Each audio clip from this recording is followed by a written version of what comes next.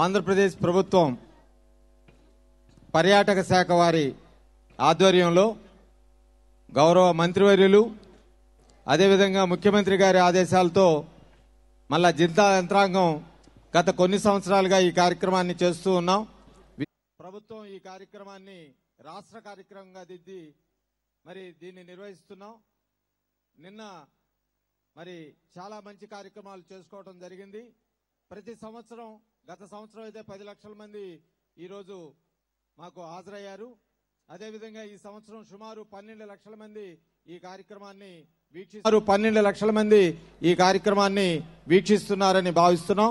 దాంట్లో భాగంగా మరి 3 రకాలైన స్టేజ్లు ఏర్పాటు చేసి వివిధ రకాలైన కళా మరి సంస్కృతులను ఇక్కడ చూపిస్తున్నాం.